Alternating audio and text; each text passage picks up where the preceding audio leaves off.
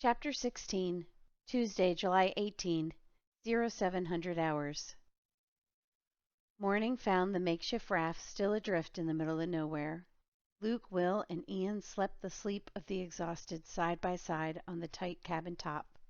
Only Carla, who hung in the water, was awake. She scanned the dawn-gray waves, hoping against hope for some sign of Lissa and JJ. Nothing. Less than nothing. No debris from the Phoenix, not even a toothpick. She checked Ian's National Geographic Explorer watch, a cheap mail-order thing, but hey, it was the only one that still worked. Gently, she shook Will's arm. Will, wake up. Lissa, murmured Will. No, it's me. Your turn for shark bait position. It's the middle of the night, he complained. 7 a.m., 2 hours, same as always. No fair, grumbled Will, sliding himself over the side.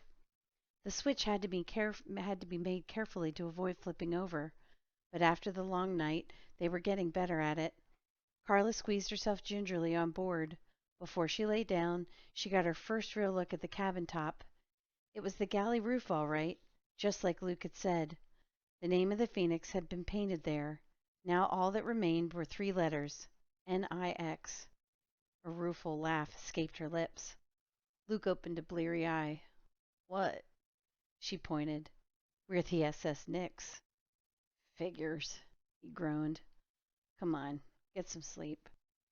But as the tropical sun rose higher and higher in the cloudless sky, sleep became difficult and finally impossible. On board the Phoenix, the sails had provided comfortable shade. Now the blazing heat was almost unbearable. That's when Ian explained why he had risked his life to save a charred piece of the foresail. It's sun protection, he explained. We dip it in the water and then pull it over us, see? Luke had to admit it was a lot cooler under the dripping canvas. He repositioned the scrap of sail so that it covered Carla, who was once again in the shark bait spot. What's the hat for? Asked Will. To collect rain, replied Ian. It's rubber, so it won't leak.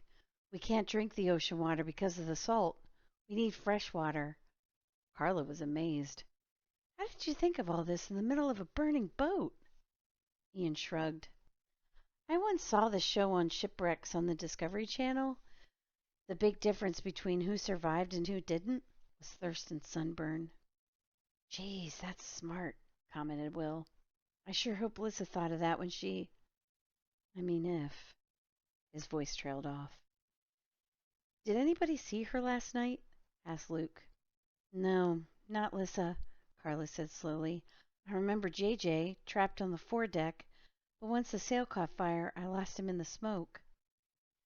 I was with him for a few seconds, Ian added. Then the mast came down and we got split up, but he was definitely okay. I heard him calling for me. Did you see him after that? Asked Luke. Ian shook his head.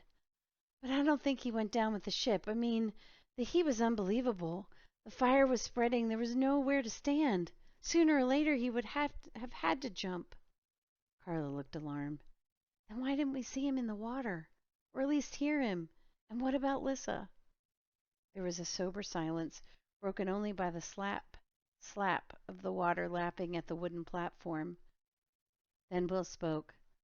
Oh, Liz, I knew you'd bust it. Luke gazed at him in concern. Will, you okay? That's the last thing I said to her, he replied quietly. She rebuilt that engine on guts alone, and that was the thanks she got from me. Nobody could offer a single word of comfort. Will looked out over the miles of empty sea. I should have been an only child. How many times had he said it? How many more had he thought it? And now? If Liz is okay, he vowed, I'll... Automatically, his mind sorted through the dozens of promises he might offer up.